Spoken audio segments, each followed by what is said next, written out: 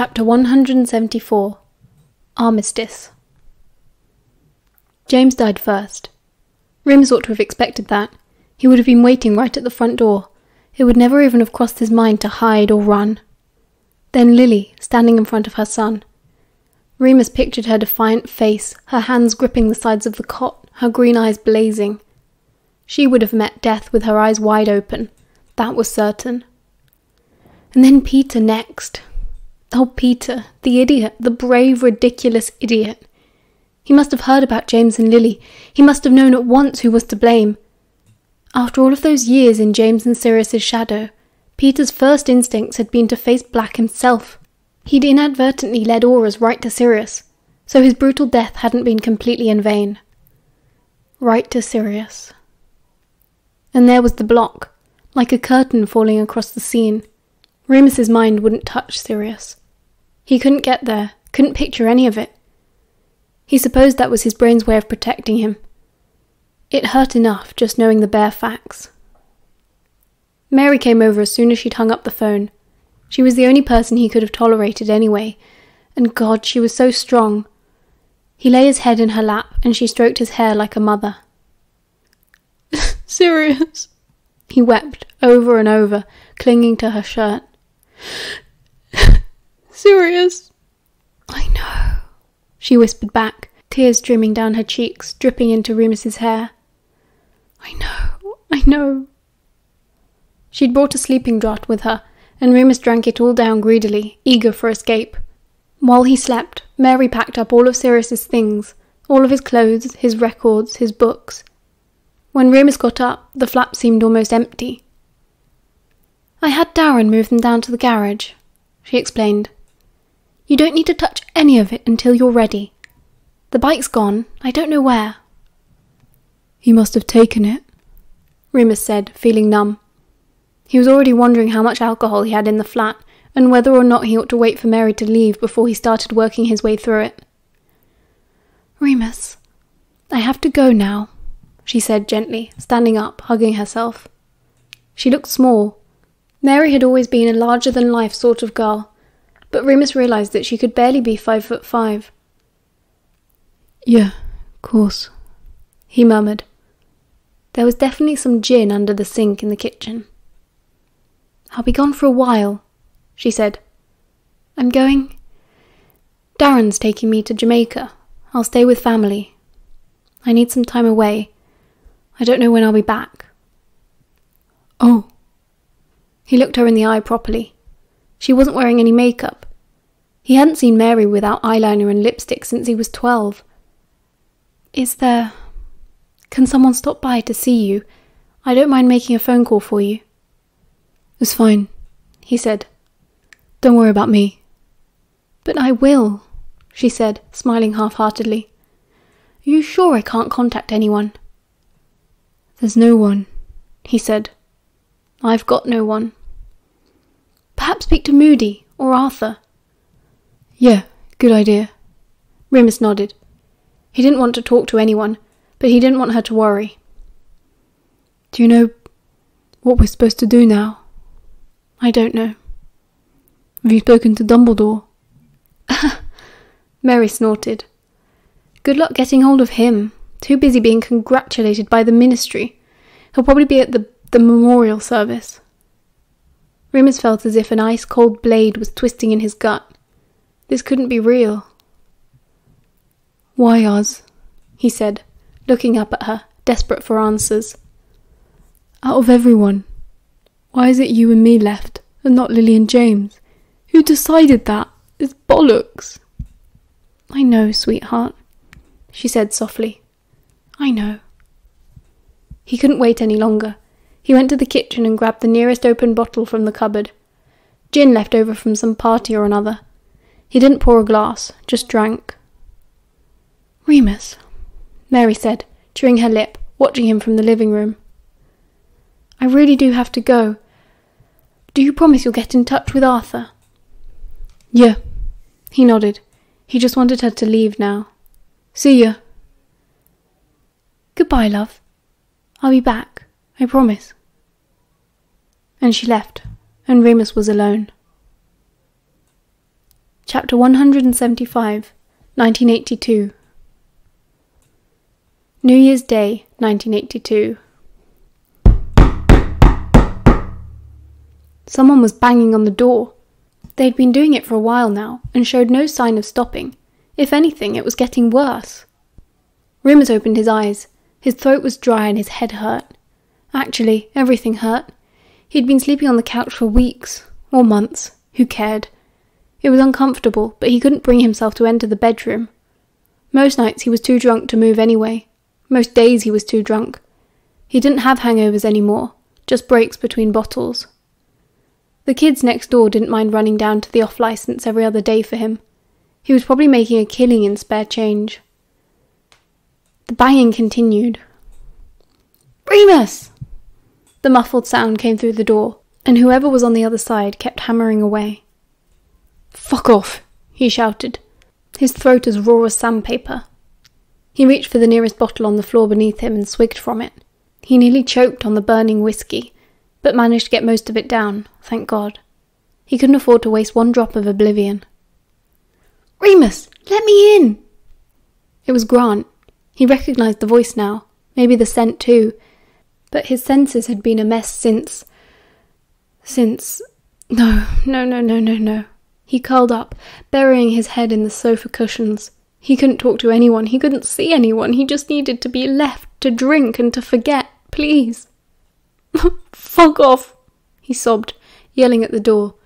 "Leave me alone." "No!" Grant shouted back, and the banging got louder still, a relentless, resounding thud, thud, thud. He was actually trying to break the door down, the stupid prat. Remus half considered just casting a silencing spell, but he wasn't sure where his wand was.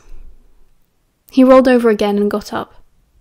There were bottles and cans all over the floor, and they clinked and rustled as he waded through. His arms and legs felt like lead. What day was it? It was cold. He rubbed his arms as he approached the door, shuddering against the chill. He'd left a window open somewhere in the flat and forgotten to shut it. Oh well. The door was still being thumped as he reached it. The wood would splinter if he wasn't careful. "What?" He yanked the door open. Grant stared at him, fist still raised, wide-eyed. His cheeks were pink from shouting. He was breathing heavily. He looked Remus up and down. "Jesus Christ," he said, rudely pushing his way in. "What happened? I've been trying to ring you for days. What's wrong with the phone?" "Off the hook," Remus said, slowly returning to his nest on the couch, where at least it was warm. He curled his cold feet under himself and picked up the bottle again. "The fuck's been going on here?" Grant looked around at the mess. He looked at Remus again.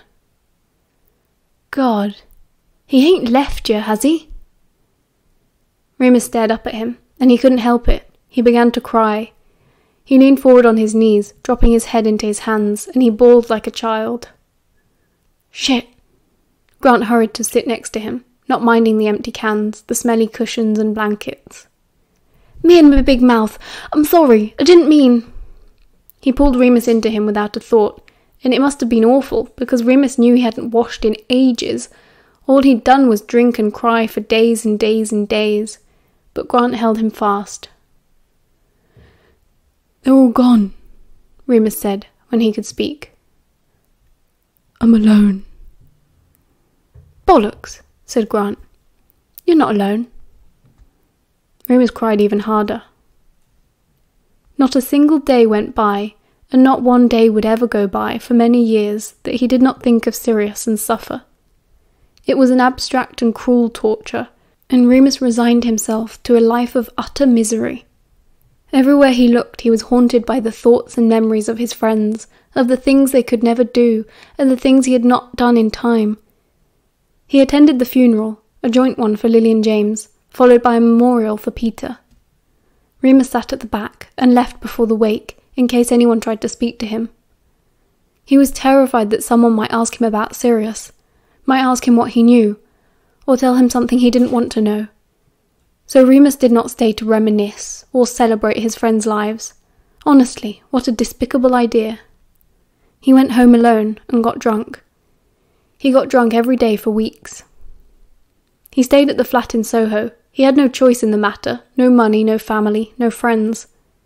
The Order disbanded, and those who still had lives worth living didn't want to know him. He couldn't find any work in the wizarding world, and, having never felt at home in it anyway, chose to withdraw. After learning about the fate of the Longbottoms in the Daily Prophet, he stopped reading the papers. He did not reconnect to the Flu network. He did not use magic at all unless he really had to. He never went to Diagon Alley, and for all intents and purposes lived as a muggle. Mary sent postcards from Jamaica, from Trinidad, from St. Lucia. She seemed to have family all over the Caribbean. She kept saying sorry. Remus didn't know what for. They'd both lost the same things. At least she cared enough to get in touch. Dumbledore actually did try to contact him a couple of times, but Remus deliberately made himself difficult to reach. He was furious at the old man, who, as far as Remus was concerned, had never lifted a finger to help, who had thrust them all into war, young as they were, and stupid as they were, and who watched them die one by one without so much as blinking. Even the baby, Harry, was quickly tidied away into some anonymous corner of Surrey. The Marauders might have never existed at all. Better that they hadn't. For a while, Remus wondered when it would all end. After long enough, he realised it never would, and so just tried to dull the pain. It might have been selfish, but what else was left to be but selfish? He had sacrificed plenty. When the first full moon came, the November after that grisly Halloween, Remus was forced to leave the flat. He apparated back to the forest he'd stayed in with Greyback's pack, back in '97. It was better than a cell. He wouldn't be locked up. He wouldn't allow it. So he left. He transformed, and he wandered the woods alone, howling and hunting and snarling. The first time was a relief, but the wolf was lonely. The second time, he went to the Black Forest. He didn't intend to live amongst the werewolves. He just used them as an escape route. They knew little of the war, except that it was over. The first time, Castor sensed Remus's pain at once. They didn't speak of it, because there was no need. They simply transformed and dealt with it as wolves. Remus decided that whatever happened when they were not human didn't count, as long as they didn't hurt anyone. It was freeing, and the only relief Remus knew in those darkest months after his loss. In the mornings after the moon, Remus would stay a little longer each time, just to be near them. With nothing left to lose, he gave up any pretense of superiority when it came to the pack, and in time, Castor finally got what he wanted. Remus couldn't deny his attraction to Castor much longer, and after all, who did he need to be loyal to?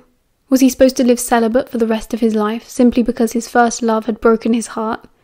And there was no love between him and Castor, only animal need. It was good, but it was only another way to forget, and Remus always returned to London, sore and still unsatisfied. In the human world, Grant still came back for regular visits after that first time. He took the spare key and popped in to check on Remus between his lectures and pub shifts. He was both a help and a hindrance, bringing bottles of muggle spirits and other substances, whatever Remus asked for. He'd been kicked out of his bedsit for soliciting. Not true, he'd insisted. The landlady just had it in for him. And now Grant bounced between boyfriends' beds and friends' couches. Sometimes he even stayed with Remus for a night or two, and that was okay. Remus didn't mind. He didn't care about very much, as long as he had plenty to drink. He needed to be drunk. Before the war ended, it had been just a way to take off the edge, to change his mood. Now it was his mood, the only one he could bear. It was Grant who talked to him, nagged him, dragged him out of bed, and pushed him into the shower when he needed to. He even did the laundry and bought groceries with Remus's remaining dwindling funds. Remus, for his part, behaved abysmally. He made spiteful comments, hurled insults, but Grant paid no mind and kept returning all the same. "You only come back because you're basically homeless," Remus spat one evening from the couch as Grant collected the rubbish littered around him. Remus couldn't bear the clinking sound empty bottles made. "Yep," Grant replied, carrying on about his business. "That's exactly right, Remus, me old pal. Nothing to do with the fact that I love your dozy arse." Remus snorted disdainfully. Grant didn't know what he was talking about. Love. Remus knew the truth now. He knew that love was just something people said to make you weak, to keep you pliant. Never again. Never. Miraculously, Grant never once asked what had happened. Even when Remus began to show signs of improvement, started getting himself up and dressed within hours of nudging. Even when he started leaving the house, Grant never asked why.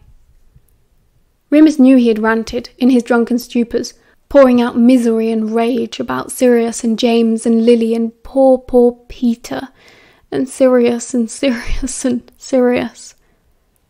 Whether Grant understood half of it, or whether Remus had said too much, he never knew, but Grant kept coming back anyway. "I'll keep coming, as long as you need me," he'd say cheerfully as he flitted about. "Us care home yobs gotta stick together, innit?" Remus didn't believe him. Grant was being nice, but that could only last so long. Nobody stayed around forever. End of chapter 175.